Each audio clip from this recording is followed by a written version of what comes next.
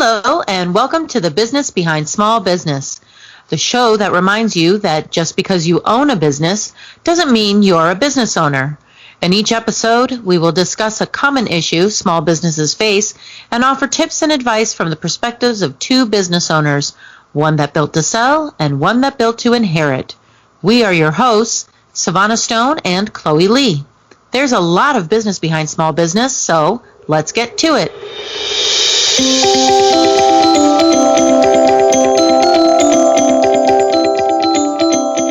All right, we are deep diving into what happens to your business when something happens to you.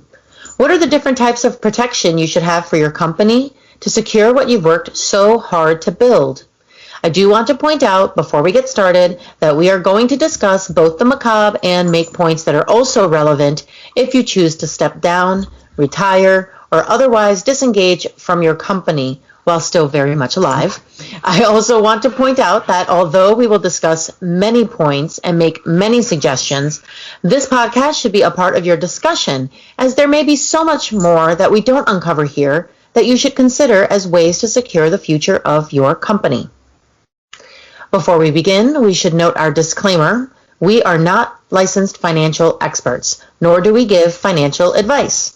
Anything we share with you here on our podcast, whether it be a personal experience or submission or advice, tips that have worked for us or that we believe would work for you, should not be viewed as either financial, business, or tax advice. We ask for you to do your research, have open and honest conversations with your company's own support providers, and make decisions based upon that. Throughout this podcast, we will share our knowledge and give suggestions and hope you will receive them as part of your overall research to better your own company. And I would also like to apologize for any background noise that you hear. My dogs have decided that now is the time that they want to really play. And it's one of the caveats of working from home that now they're very vocal. That was not our sound effect that we put in. Yeah, so if you hear jingling or growling or any other kind of noises, just know that it is, yes, my doggies. So in saying that, Chloe, why don't you take it away from here? Yeah. So let's kind of start with taking a look from the lens of what happens when you step back from the company. So like Savannah was saying, you can certainly step back, be very much alive, still thriving, but you may choose to kind of step back from your company. And when you do, generally that option kind of falls within like two buckets, right? Either you sell the company or you somehow transfer ownership of the company. So let's talk about selling your company. So if you sell your business, usually you do either like an asset sale or an equity sale. So an asset sale means that somebody will come along, they'll purchase all your assets. So that could be your accounts receivable, trademarks, products, inventory, or your equipment or something along those likes. And then after that, you'll wind down your company and then effectively you'll end up shutting it down. An equity sale means that somebody actually comes and takes ownership of your existing business. So they come and they take everything from your balance sheet to your profit and loss. It's just kind of taking over your EIN and everything that you have as it is currently today. So all the assets, the liability, and the equity in your company.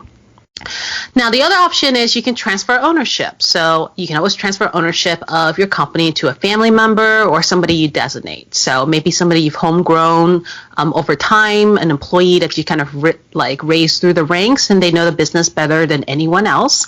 And you've been just spending a lot of time mentoring this individual to take over. You can transfer the ownership by allowing them to buy stock in your company. You can set up like a buy-sell agreement, or you can actually do a lease purchasing agreement where you kind of lease your company for a period of time. It's like, kind of a try before you buy approach. It's similar to like leasing a car, essentially. And then after the lease is over, they can decide if they want to go ahead and do full ownership, or maybe they want to lease it longer, or they want to get out of the agreement. So that's also something to consider. So, those are the options you can choose if you decide to step back. And of course, the word choose is kind of the operative word here, right? Sometimes you'll find yourself kind of in involuntary situations where you're at risk at relinquishing parts of your company and you really don't want to. So, that could be, for example, you have a partner who is soon to be your ex-partner, or maybe you or your partner is going through a divorce, and now suddenly the ex-spouse is entitled to 50% of your company.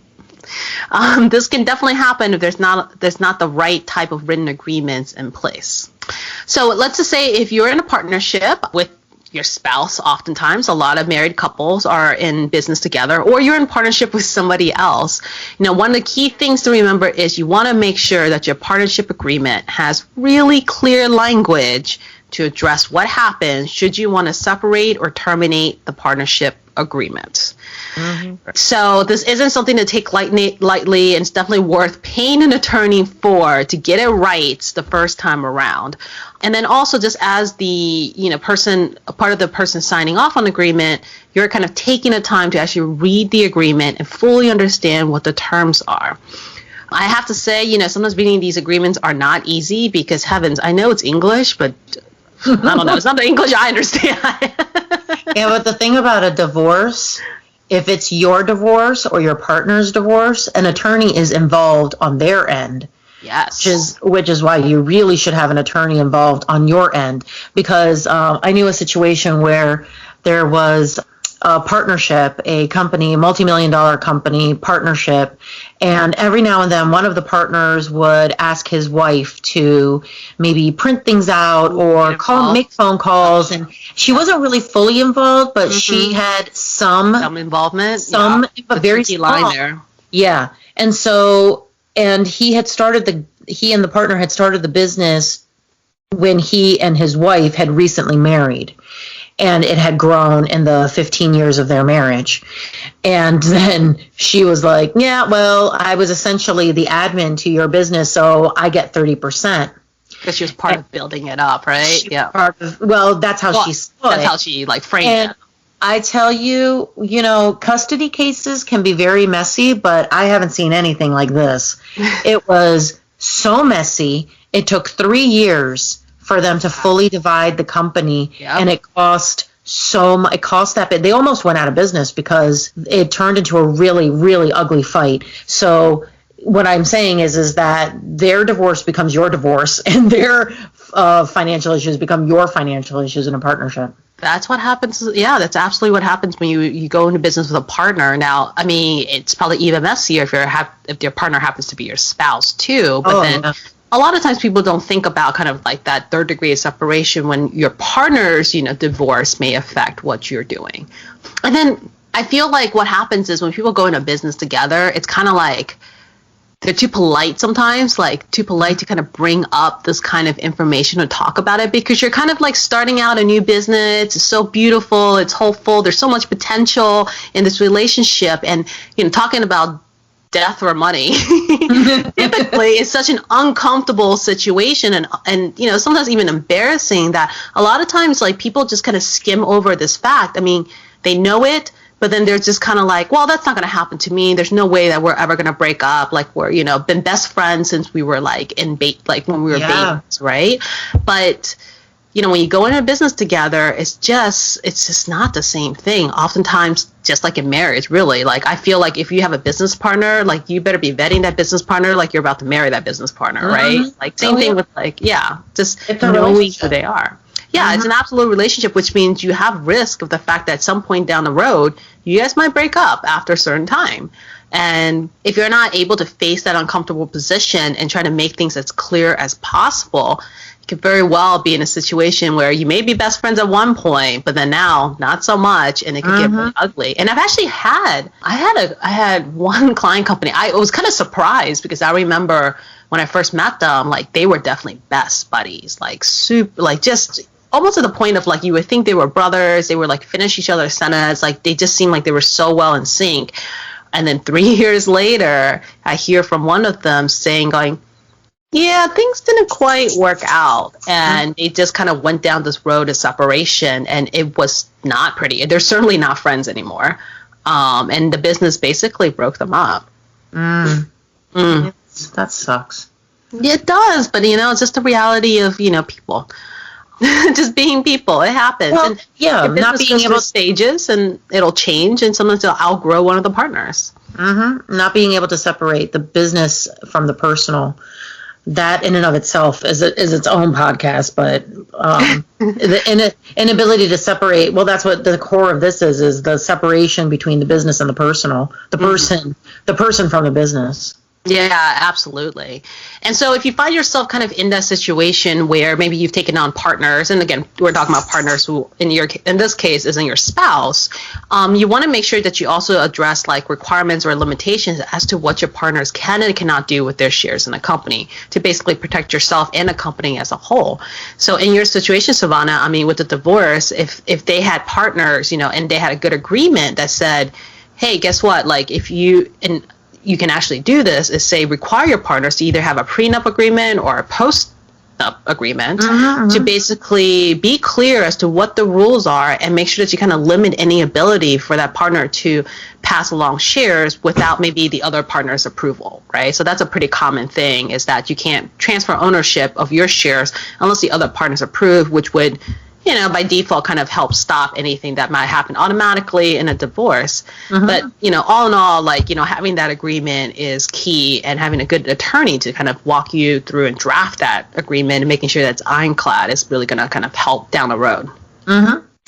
So the other topic we want to talk about involuntary situations in which you step back from your company is, what if you fall ill? We don't ever want to think about that, but what if one day, as a business owner, you're too incapacitated to actually make any decisions in the company for whatever reason, right?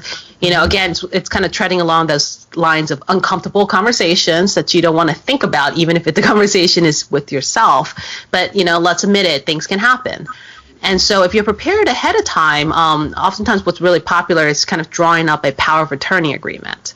And so a power of attorney agreement is essentially a legal document that kind of allows you to kind of designate an agent to make business decisions on your behalf should you be incapacitated. And it's within the scope of that power of attorney agreement.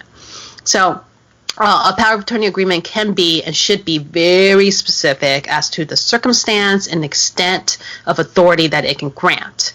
And if for some reason, let's say you become incapacitated, you're too ill to make decisions, and you don't have this power of attorney agreement, then, you're going down the road of having legal proceedings and trying to figure out who has basically guardianship over your business matters. And who knows how long that's going to take, know? And if you have a business that is live and it needs immediate action, now you're getting that drawn out, and your business may suffer because nobody's able to actually make a move or actually make a decision on your behalf. So again, that kind of goes back to the whole, make sure you talk to an attorney, get this all drawn up so that you have all the information on hand to make the best decision for what you need to do, and that you're ready in the case that, you may not be ready to step out, but have to. Yeah, and if you do decide to give power, I would add that if you do decide to give power of attorney to an individual, and that's not a person that is related to you, maybe it's somebody that's within the company, you make sure you ask them if they're okay with being. Absolutely. Definitely give the other person a heads up. Well, because not everybody wants to be responsible for that. So somehow they always want to be responsible for it after the fact. But when you go ahead and ask them and you're proactive, they're like, no, I don't want that. So important to ask and make sure that they understand that they are your fail-safe. Yeah, that's true. And again, I think just kind of like what we were iterating before is just get a good attorney to kind of walk you through it all. Make sure that your agreement's good, and just have your attorney just be there with you and make sure that whatever you end up drafting, everybody, all parties understand what's involved and what's expected. You just don't need that surprise. Oh God, no. So here's my favorite, and oh my gosh, my dog is like sneezing now. It's okay. I think he's just excited for the next part. He is. Because it really dives into uncomfortable territory, and he's just trying to lighten up the mood a little bit. Well, considering one is like probably 60 pounds heavier than the other, I think this is a good segue, because I'm going to talk about what happens if you die. So I want to talk about ways to secure your company so that your family or key persons in the company are not left with a mess. And my little dog ought to take good points here because his life is always in danger from the bigger one. Anyway, so first, you have to consider the way your business is structured before deciding what route to take in protecting your business. So what does that mean? Is your company a sole proprietorship? These generally dissolve when you die. The title of the business is generally held solely in the owner's name, as are the finances, debt, and assets. Like you and the business are one. So if you die, the company tends to die with you. If your business is a partnership, the death of the partner obviously would dissolve that. However, similar to a registered LLC, the company would still survive. A written contract should be agreed upon to decide what the purchase price would be for each partner, allowing the surviving partner to buy that share when that event happens. Corporations exist independent of the owners. The death of one shareholder wouldn't affect the company unless there is a written agreement stating otherwise. His or her shares are passed down as personal property to his or her heirs, and that's usually in their will, and that person who is the heir becomes the shareholder. A lot of times larger corporations will require a buyout of the shareholder in this event, but regardless, you should make sure that it is stated somewhere if you're not, quite a multi-million or billion-dollar company, but look forward to be. There should be some level of a succession plan, and I was not surprised by this. According to the U.S. Small Business Administration, 70% of business owners lack a succession plan. It's not a comfortable conversation to have, and we've talked about this. But it's a heck of a lot easier than not having one. Think about what you want the future of your business to look like. Do you want it to stay in the family? Do you have someone in mind to run it if you die, such as a key person, like I stated earlier? Do you want the company to remain in the same market, keep the brand? It's a lot to think about, but what happens if the key person is the one to die, not you? So speaking back to your power of attorney, let's say you've given power of attorney to a key person. Let's say that person has a lot of a good chunk of your business, and that person ends up dying or not dying, but becoming incapacitated. There should be some plan C. But so absolutely, we keep saying key person, or I keep saying key person. It's also known as key man. There's key man insurance, key person insurance. But let's just dive in a minute into what that means.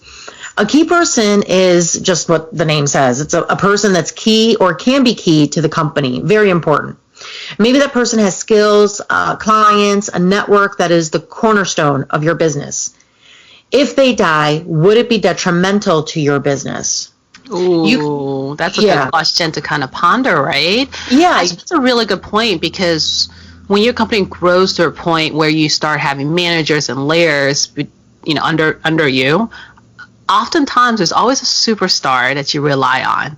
Mm-hmm. And that superstar is essentially, and I've seen this happen in a lot of companies, where the owner essentially give the reins over to the superstar, right? Because they do everything so well. You're like, oh, finally, I got a good hire, and now I can actually relax a little bit and step back and kind of be this business owner kind of role where I'm like a step removed, and the manager can take care of all the operational details that I don't want to deal with. But then you don't realize like how leveraged your business is to that person. So what if that person, at least if they quit, they'll give you notice, right? But what if they don't have the option and something happens, and immediately the next day they're not there anymore? I mean, that's kind of a key person in your business. What do you do then?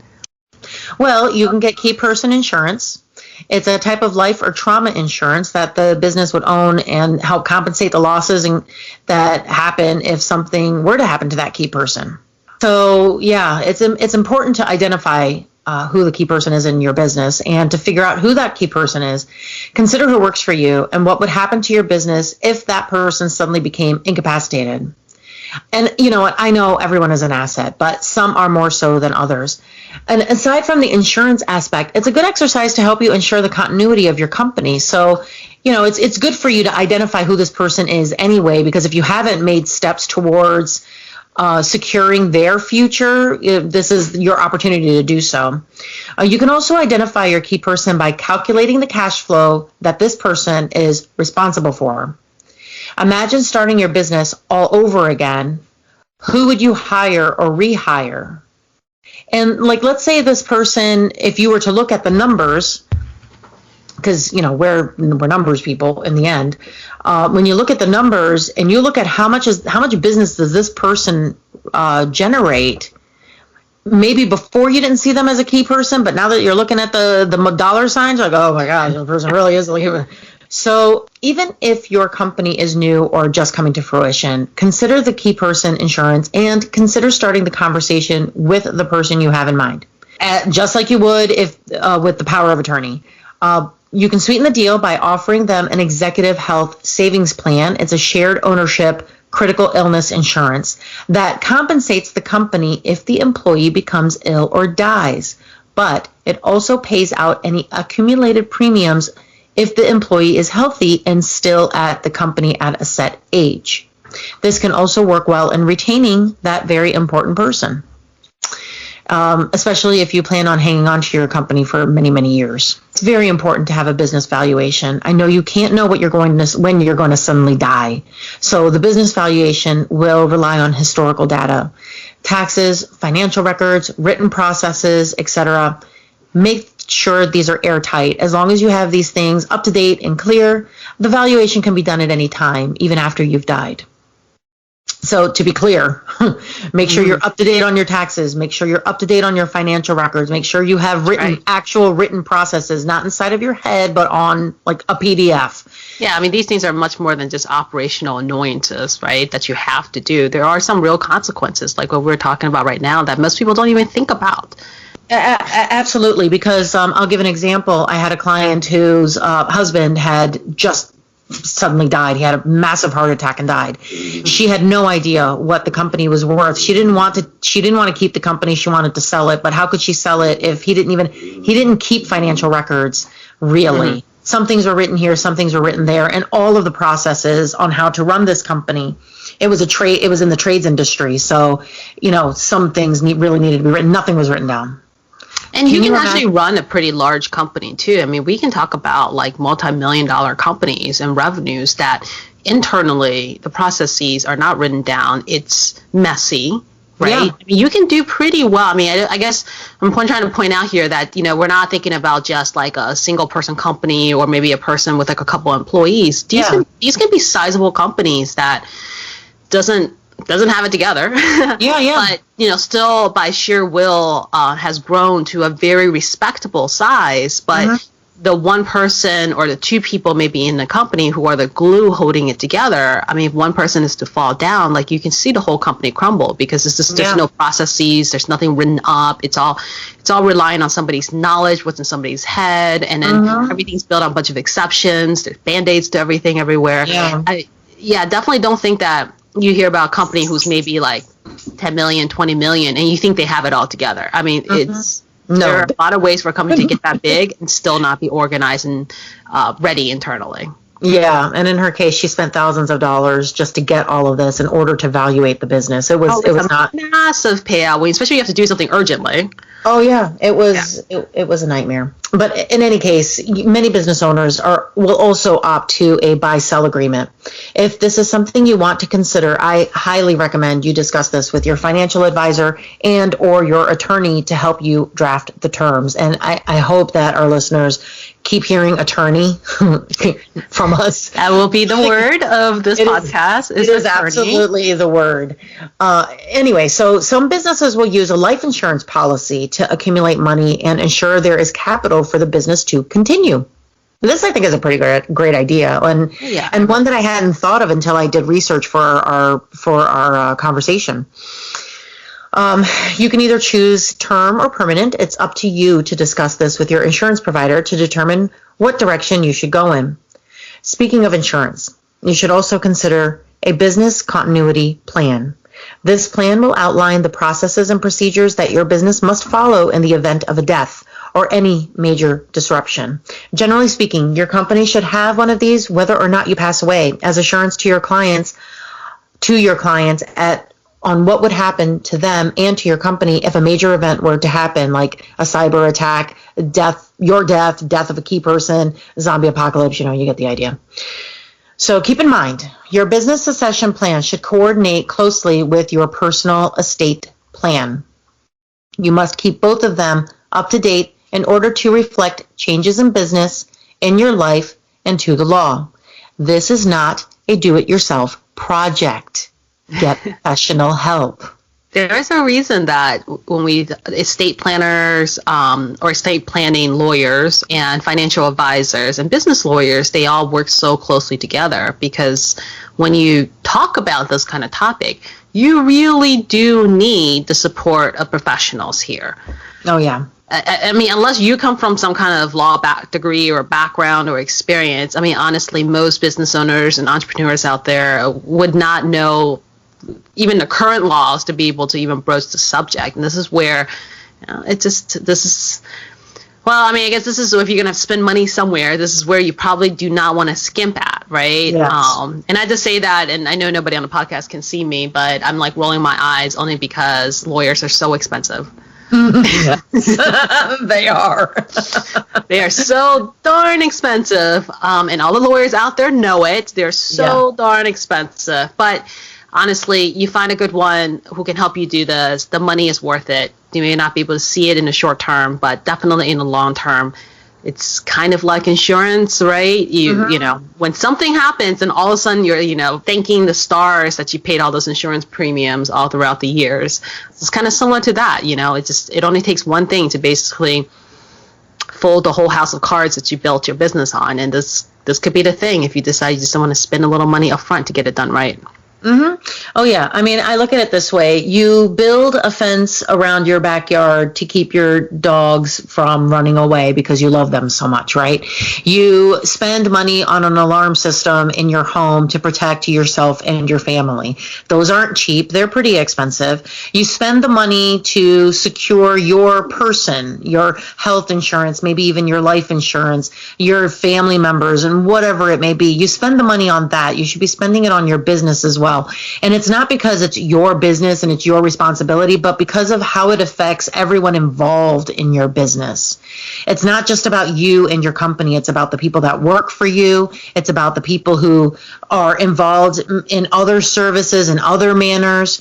It's pretty important, because I want to dive into a little bit of what happens if you don't do anything at all, which is apparently 70% of businesses. Well, like, you're in good company, but I mean, whether or not you want to be in part of that percentage, you have to decide for yourself. Because if you don't do anything at all, as I mentioned, if you're a sole proprietor and this was your bread and butter, it dies off with you. And you gotta ensure that the company, especially if your company is the breadwinner of your major income. If your major income for your family or for yourself comes from your business, you better be securing that, because when it's gone, any income that your family was receiving from it, maybe your partner or whomever it is that was receiving from it, that's going to dry up too. Yeah, and I think you kind of hit the nail on the head there, is the fact that, oftentimes we don't quite think about the implications to everybody else around us either, right? Like, let's just be honest. If you have a business and it's a small business, right? And again, small business can be multi-million dollars, right? I think sometimes people forget that when they think small business, they think maybe the mom and pop shop or the one or two person firm. But when we talk about small business, we are talking about truly like small business that ranges across the board. It could be up to $50 million, really, or even more than that if we're talking about the SBA calculation of small business. But anyways, the point is that you're so busy surviving, you're so busy building, you're so busy designing what your company is going to look like and how to keep it going and everything. You don't think about the impact that you would have if you suddenly disappeared. Yeah. Right. And first of all, nobody wants to think about that. So about yourself disappearing. But it is true, because now you're not answering to just yourself anymore. You have people who rely on you. And I'd venture to say that the stakes are even higher when you are making anywhere from $200,000 to $500,000 a year. When you are like truly a micro business, right? Because the chances are there's less people between you and the income. Oh yeah, it's probably a huge risk. Most likely, if you step back or you change your position, like the business is done. Absolutely. So, right. yeah. Good topic, heavy topic. heavy. I know. I said it. Hey, I warned everybody. I said it. It's macabre, but it's such a necessary, thing to think about, right? I think oftentimes, I guess the whole podcast really is on a premise of starting with the end in mind, essentially. Yes. Right? We had started with that, and this is part of that conversation too. Yep. Is, hey, there's some ends we like, and then there are some ends we do not like. So let's just be honest and make sure that we're doing everything we can to protect something we're working so hard for. Yes, absolutely. In each episode, we like to connect a famous example to our discussion to help you relate our talking points on a more global or well-recognized scale. Sometimes we use exact examples of either famous persons or successful business owners of today or in history. And sometimes we use examples of people who inspire us and have inspired today's discussion. So I'll get started with this one because I have a pretty recent example. Mm-hmm. So I'm going to credit hcamag.com for this example. And this is a pretty good case of a successful transfer of ownership. And that is Jeff Bezos and Amazon. And when he stepped down as CEO, which he's still currently stepping down. But he made the announcement Exactly. It's still happening. But he made the announcement in February of 2021. But it was probably as far back as maybe 2014 when he started mentioning the fact that of a succession plan publicly and to all of his senior leadership over at Amazon. And then earlier in 2021, he announced that Andy Jassy, the head of, I'm pretty sure I just killed his last name, sorry. Just realized that. You should know it's a theme for us on this podcast, is that we cannot pronounce anybody's last name properly. So, Mr. Andy here, he was the head of Amazon Web Services, and he was known as somebody who led Amazon down a successful path almost as long as Bezos has. So clearly somebody who is homegrown internally, knows the business really, really well, and more than likely Jeff Bezos probably has been mentoring him to take over when he's ready to step down. Now, you would think that with a company of that size and the influence, such an announcement would just be such a big deal and a bigger fuss than it really was. But I think that because Jeff Bezos actually did a really good job of actually planning this out, that when he made the announcement, it almost seems like the company didn't skip a beat, and then they just kept going the way they were, right? Mm-hmm. Nobody was fearing the end of Amazon as we know it. And of course, it probably wasn't just the fact that, he had a great legal team, which I'm sure he does, do amazing write-ups and documentation and legal agreements to make sure that things went smoothly on paper and all the mechanics that goes with that. Bezos did a really good job of picking somebody that he's been grooming for some time, and he's been spending a lot of years as well in Amazon building a culture so that the business that he knew will still stand the test of time even after he's no longer directly leading the company. At one point, he even remarked it himself that, he couldn't change the culture even if he wanted to at this point. It's been something that's so ingrained into the company itself that's the, that really is the magic that he created. Oh, yeah. I completely agree with that. So you are the star student of this podcast, because I honestly couldn't come up with a single example because I've been listening to History Chicks podcast about Sarah Winchester and the Winchester Mystery House, and that's been at the top of my head, so I literally couldn't think of anything but this. However, we learned a lot about her, and my takeaway, and the reason I can't think of another example, is that in 1880, Sarah lost her mother, her father-in-law, and her husband all in 1 year. So why is that significant? Her father-in-law was the owner of the Winchester Repeating Arms Company, a company he bought from Horace Smith and Daniel Wesson after it had gone bankrupt. When Oliver Winchester died, the company was inherited by his son William, Sarah's husband. William himself died 4 months later. And this left Sarah as 50% owner of a company, and she had an inheritance of today's equivalent of $20 million. Or no, sorry. She had an inheritance of $20 million. And she had zero interest in the Winchester. She had zero interest in the gun industry. Her brother-in-law, William Converse, he became the third president of the company. He was married to her sister, Mary. So Although I couldn't find any information actually on what role she played in the company, because it seems there's so much fascination over her puzzling architecture than what she did as 50% owner. It was hard for me to be able to identify what she did as a 50% owner. But what I did take away from that is that she was 50% owner and she had no interest in the business. It just became hers because that was how the will was written. Oh my gosh. Why would you do that? Well, it might be also the times, I would imagine, right? I feel like the 1800s, I think that was kind of the thing to do, right? Is to will it over to your surviving spouse.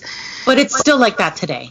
Yeah, that's true. Like in 1880, but it still happens today, because I can't tell you the number of times that I have had a client where they inherited a business they know nothing or even care about. Now, what do I do with this company? I've gotten curve.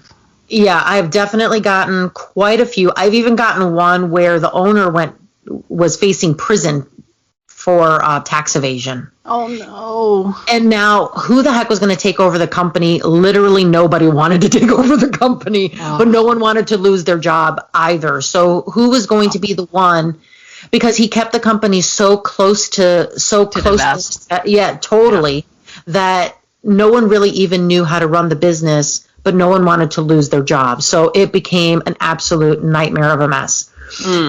What I was able to find about the Winchester Repeating Arms Company was that John Browning worked in partnership with the company. I don't know if you're familiar with Browning, but I'm not. Well, Browning is responsible for a majority of the handguns that are out even today.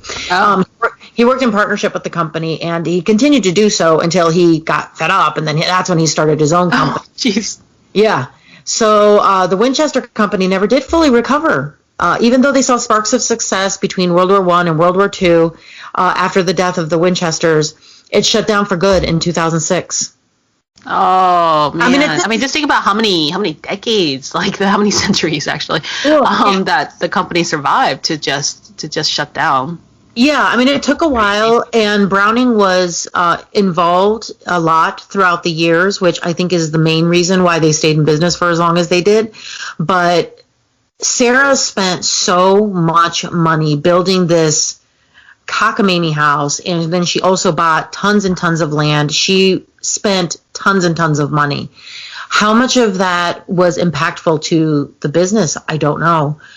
Like I said, I couldn't find a whole lot about it, but putting your company in the hands of someone who will love it as much as you, that was my massive takeaway out of it. Love your company as much as you do is pretty important. Don't just give it to your kids because they're your kids.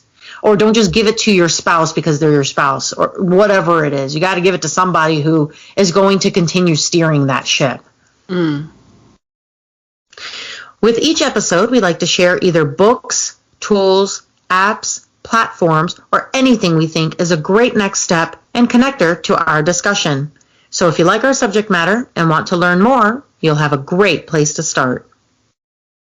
So in terms of books, I'm recommending Daniel Coyle's The Culture Code, The Secret of Highly Successful Groups.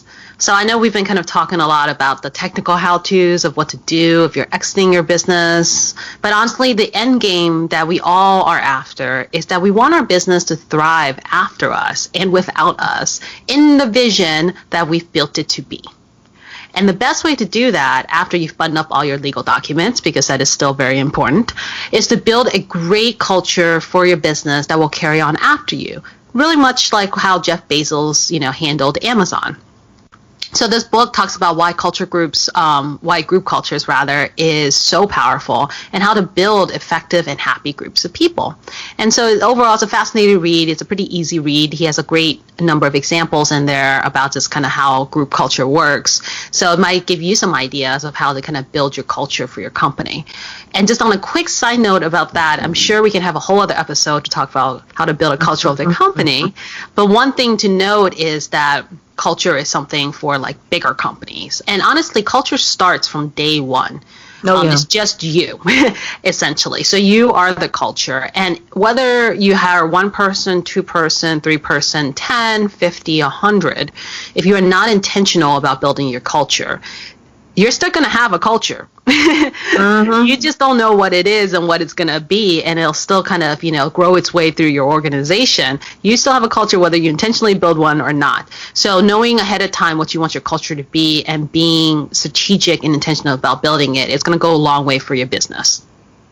Yeah, I think for a lot of people that don't understand what it means to have a culture, you can think of it as a personality. What personality do you want your company to have?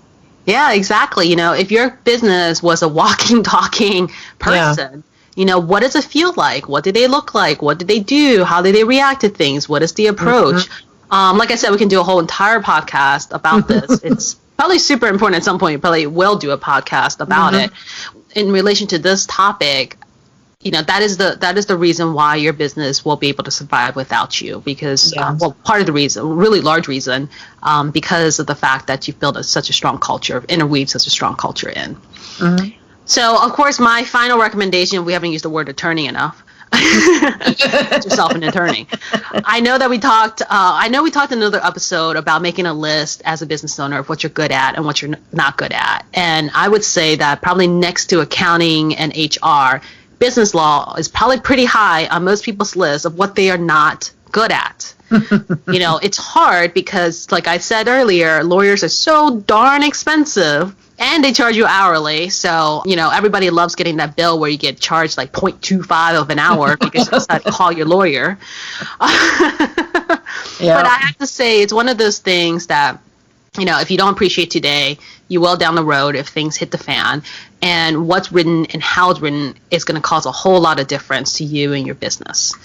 So my recommendation is get a good lawyer, get one that you like, get one that has the patience to spend time with you, helping you understand all the legal language that's going into the agreements that's for your company.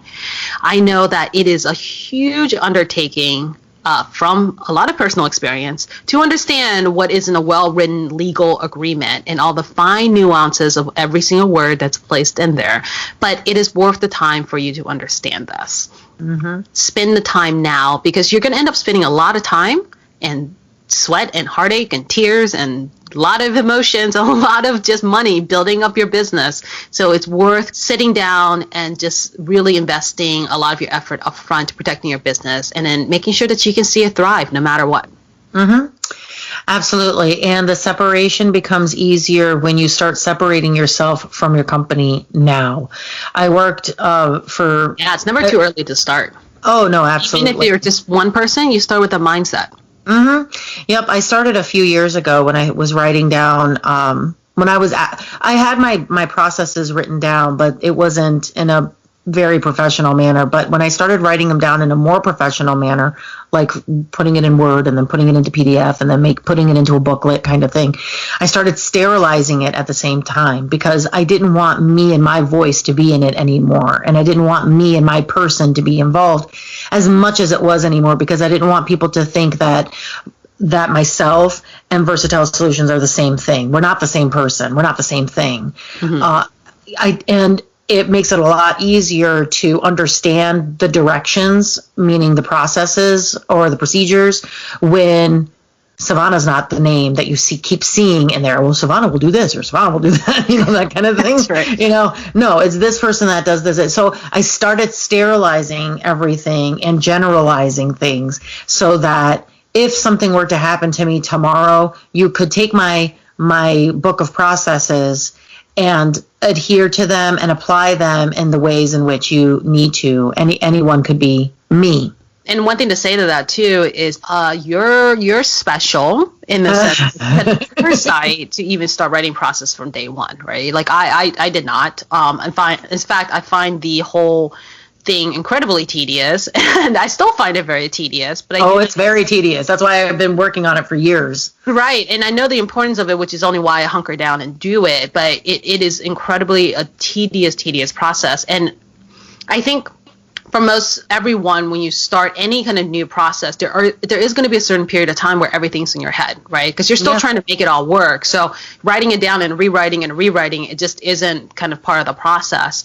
I think what you want to do is kind of focus on making sure you shorten the time span in which you are risking what you're building, and you know you're risking what you're building, and what you want to do is really try to shorten that time span, get it to a place where you can document the process, and then move on from there as quickly as possible.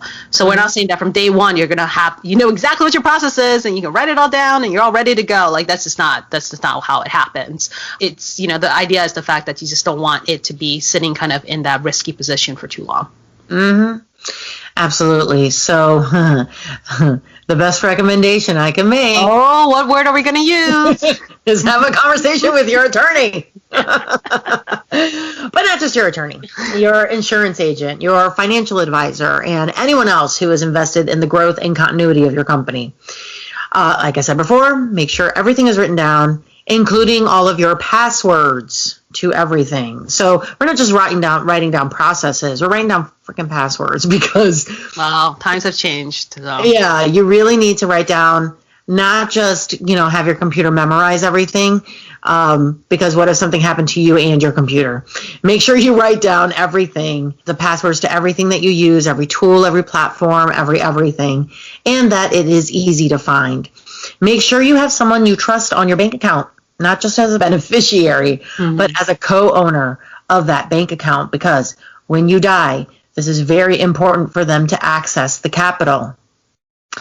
Because if your company has a ton of money in the bank, and you are the only person on the account, guess what? Doesn't matter what, nobody else can get to that money. So, well, I think like you may be able to write that if you have like a power of attorney or legal documents to show that you have the rights to it. I mean, it still takes a little bit of a jumping through hoops with the bank because they have a lot of security over this, as they should. But it you can legally somehow be able to kind of transition that if you get the right paperwork in place. Right. Again, going back to that darn word attorney. Attorney. Talk to your attorney. Make sure it's someone you trust. As for a book, keep the family baggage out of the family business. Avoiding the 7 Deadly Sins That Destroy Family Businesses by Quentin G. Fleming. It's a good book to both read and to own, as you may want to refer to it a few times. If you have a messy family, they won't suddenly become easy to work with when you die. That's a good point. It's not like they're all going to come together and be like, you know, let's bury the hatchet and let's all do this together. No, they won't. They will become uglier, and it will become worse drama.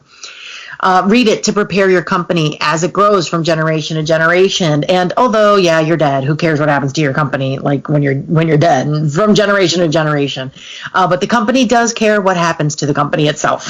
So if there are employees or your business donates to a certain charity, if there are other ways in which your business is invested in other people. Yeah, or impacts other people. Yeah. Impacts, or if it is involved in the community in some way, shape, or form, you have to secure and protect its future. You owe it to the business. Absolutely. Just because you're like, I died and I'm just, who cares? I'm dead. It doesn't matter. No, it does matter, especially if you have a lot of employees that are relying on this income. Well, what about them? Or what about the community that the company is already impacting or investing in? I mean, you got to consider all of those things. It's not just about you. Please join us for our next episode, How to Truly Value Your Team, Monetizing Value and Creating Experiences to Retain Employees. What a great... Treading on that topic, culture. Exactly. We're going to be talking about culture. That's right. It'll be a good one. Yes, absolutely. Want to ask a question, leave a comment, or become a sponsor for a future episode of The Business Behind Small Business? Click on the link in the show notes and fill out the form. Until next time, thanks. Bye.